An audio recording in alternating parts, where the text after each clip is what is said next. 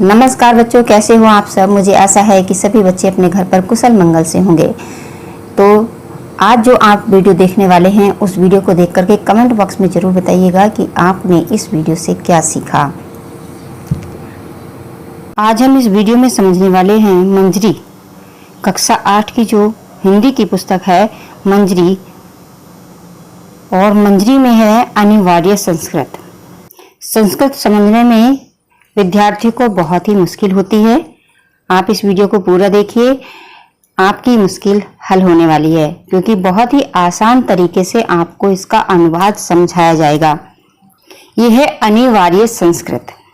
अनिवार्य संस्कृत का प्रथम पाठ है भोजस्य राज्य प्राप्ति।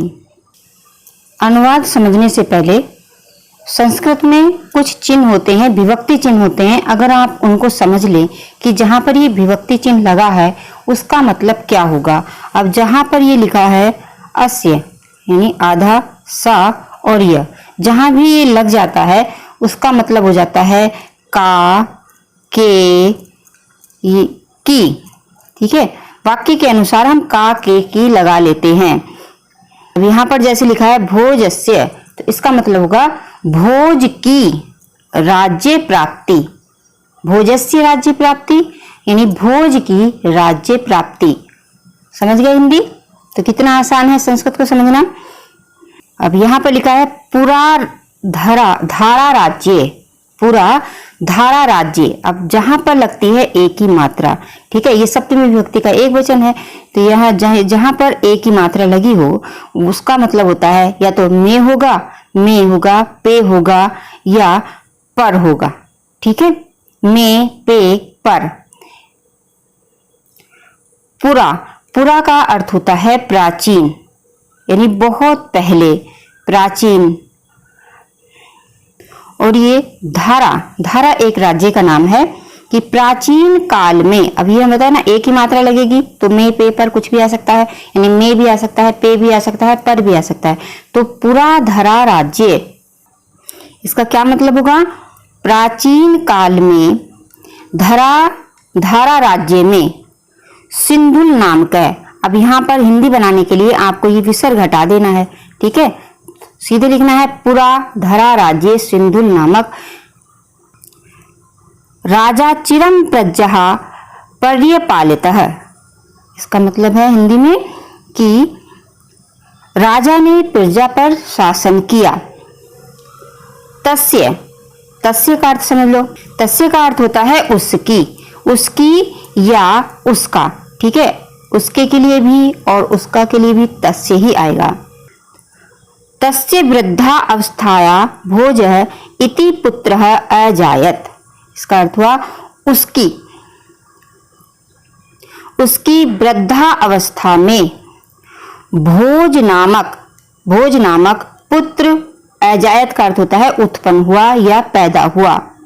यहां तक का अनुवाद समझ लीजिए दोबारा से कि प्राचीन काल में धरा राज्य में सिंधुल नामक राजा ने प्रजा पर शासन किया और उसकी वृद्धावस्था में भोज नामक पुत्र उत्पन्न हुआ।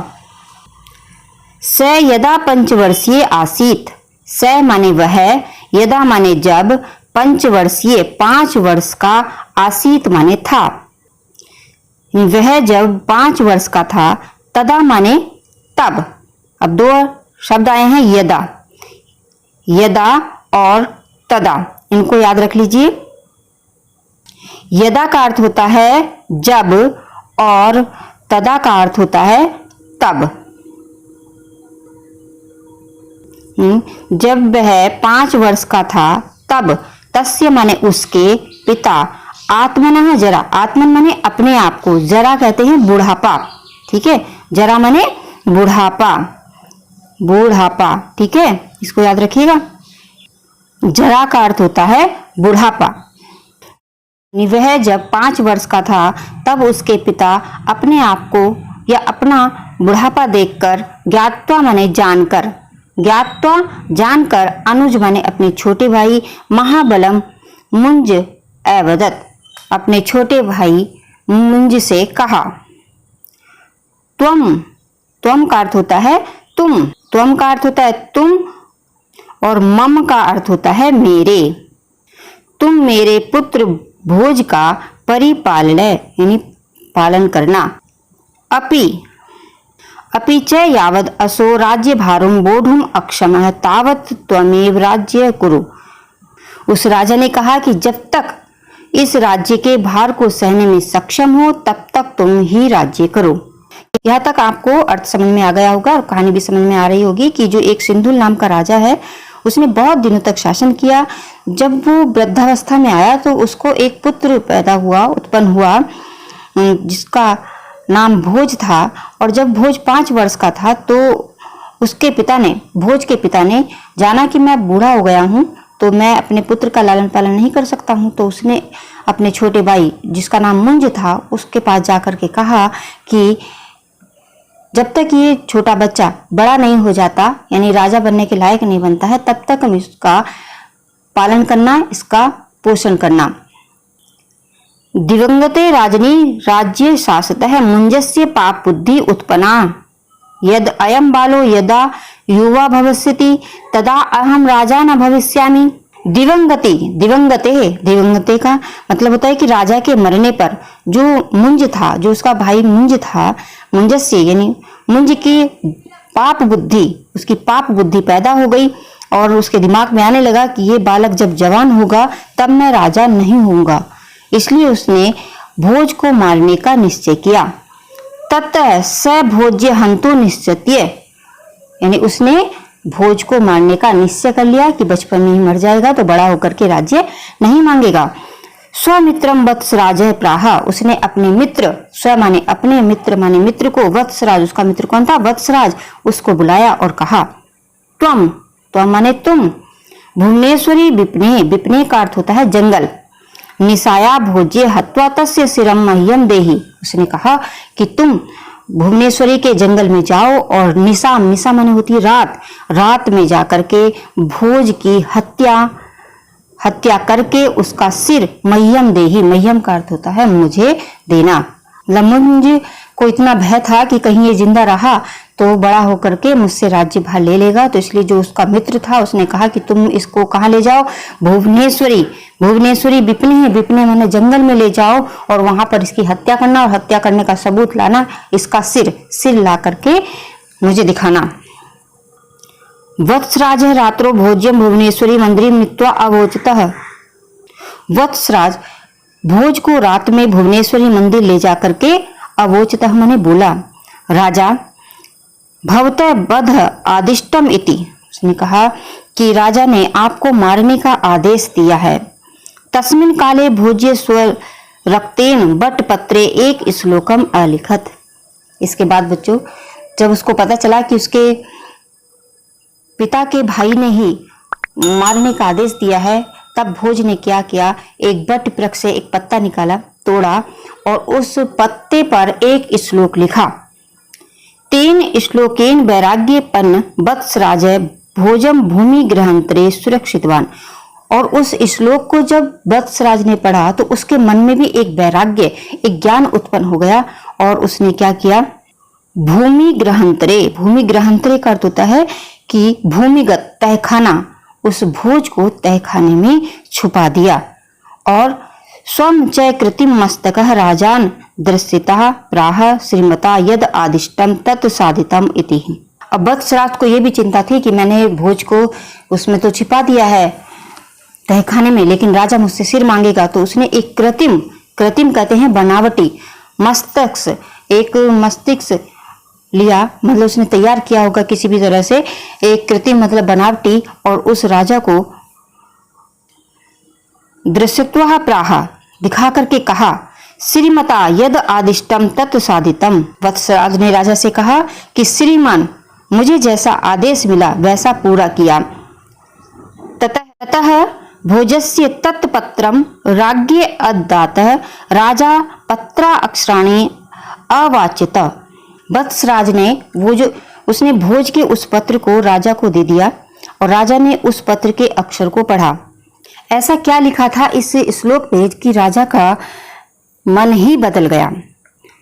देखिए क्या लिखा था, मान धाता च महापति कृतयुगाल अलंकार भूतो गतः सेतुर्णे महादधो विरचितः क्वासो 10 अस्यांतकः अन्ये चापि युधिष्ठिर प्रभृतयो याता दिवं भूते नेके नापि सम्मम गता वसुमती मुंज त्वया वयासति। उस श्लोक में लिखा था कि मानधाता च महिपति, सतयुग के आभूषण राजा मानधाता भी कृतयुगाल अलंकार भूतो गतः पृथ्वी से चले गए, जिन्होंने समुद्र पर सेतु का निर्माण कराया। सेतु येन महादतो विरचितः क्वासो दस्यांतकः, यानी जिन्होंने समुद्र पर सेतु का निर्माण कराया। दशानन का वध करने वाले राम वो कहाँ हैं? अन्य चापि युधिष्ठिर प्रभृतो याता दिवः भूते, अर्थात वे भी धरती पर नहीं रहे। और आगे उन्होंने कहा, राजन युधिष्ठिर आदि अन्य प्रसिद्ध राजा भी इस स्वर्ग सिधार गए, इस धरती से स्वर्ग सिधार गए। नेके नापि समम गता वसुमती मुंज त्वया यासति, इस प्रकार हे मुंज किसी के भी साथ पृथ्वी तो नहीं गई, शायद तुम्हारे साथ जाएगी, यानी तुम्हारे साथ भी नहीं जाएगी। अगर इस श्लोक को का अर्थ जो है बहुत ही ध्यान से समझा जाए तो इस संसार की ये जो हमारा जीवन है उसकी वास्तविकता हमें समझ में आ जाएगी कि लोग किस तरह से लड़ाई झगड़ा करते हैं एक एक वस्तु के लिए, संसारिक वस्तु के लिए, जमीन जायदाद के लिए। भाई बहनों और तमाम जो है रिश्तेदारों में खटास पैदा हो जाती है इस ज़मीन के लिए। बड़े बड़े महाभारत के युद्ध हुए हैं इस ज़मीन के लिए। यही एक श्लोक में भोज ने लिखा कि जो सतयुग के आभूषण राजा मानधाता थे वो भी इस धरती से चले गए, और जिन्होंने सेतु का निर्माण कराया राम भी आज इस धरती पर नहीं है, जिन्होंने किनको मारा? दशानन को मारा था। और युधिष्ठिर भी आज धरती पर नहीं दिखाई दे रहे हैं, वो भी स्वर्ग चले गए के समय में। मतलब इतना बड़ा युद्ध हुआ, महाभारत का युद्ध हुआ, इतने लोग मरे राजपाट के लिए, वो भी स्वर्ग को चले गए। लेकिन लगता है कि तुम्हारे साथ धरती जाएगी, क्योंकि पहले तो किसी के साथ धरती नहीं गई है। लास्ट में उन्होंने कहा कि समझ लो जो तुम दुष्ट प्रवृत्ति के कार्य कर रहे हो इस राज्य के लिए तुम्हारे साथ भी धरती नहीं जाएगी। तुम इस धरती से जाओगे, धरती यहीं पड़ी रहेगी, तुम्हारे जो बुरे कर्म हैं वो इस तुम्हारे साथ जाएंगे। ये पढ़ कर के जो मुंज था उसकी बुद्धि एकदम खुल गई और उसे ज्ञान प्राप्त हुआ। राजा श्लोकस्यार्थ विचारे अत्यंत लज्जित, और राजा श्लोक के अर्थ पर विचार करके अत्यंत लज्जित हुआ। सन्न प्राश्चित रूपेण अग्नो शरीर दुग्धो संयुतः, और प्राश्चित रूप से शरीर को अग्नि में जलाने के लिए तैयार हो गया। तस्मिन्नेव काले भोज्य जीवती, लेकिन उसी क्षण भोज जीवित है। इति रहस्य वत्सराज उद्घाटितवान, ऐसा रहस्य वत्सराज ने खोल दिया। तेन अति प्रसन्न मुंज, और उससे अत्यंत प्रसन्न हुआ मुंज भोज को राज सिंहासन पर स्थापिता स्वम पत्निया से तपोवन जगाम। उसने क्या किया? मुंज ने भोज को राज सिंहासन पर स्थापित करके स्वम पत्नी के साथ तपोवन को चला गया। तो ये था कक्षा 8 हिंदी का पाठ अनिवार्य संस्कृत से भोजस्य राज्य प्राप्ति। इस पाठ से शिक्षा मिलती है कि कभी भी इस धरती के लिए, ज़मीन जायदाद के लिए कभी भी लड़ाई झगड़ा नहीं करना चाहिए, क्योंकि ये धरती यहीं पड़ी रह जाती है, धन दौलत भी यहीं पड़ा रह जाता है। हम जाते हैं इस दुनिया से और ले जाते हैं बहुत सारी अच्छाइयाँ और बुराइयाँ। बस यही 2 चीज़ें इस संसार से जाती है। बाकी जो हम ज़मीन जायदाद के लिए लड़ाई कर रहे होते हैं वो ज़मीन जायदाद इसी दुनिया में पड़ी रह जाती है। तो इस पाठ के माध्यम से बच्चों को शिक्षा दी गई है कि वो अच्छे कार्य करें और कभी भी इस संसार की भौतिक वस्तुओं के लिए लड़ाई झगड़ा ना करें, हर समय अच्छे कार्य करने का प्रयास करें। तो ये वीडियो आपको कैसी लगी कमेंट बॉक्स में ज़रूर बताइएगा। तो आज इस वीडियो में बस इतना ही, मिलते हैं फिर किसी दूसरी वीडियो में। नमस्कार बच्चों, कैसे हो आप सब? मुझे आशा है कि सभी बच्चे अपने घर पर कुशल मंगल से होंगे। तो आज जो आप वीडियो देखने वाले हैं उस वीडियो को देख करके कमेंट बॉक्स में ज़रूर बताइएगा कि आपने इस वीडियो से क्या सीखा।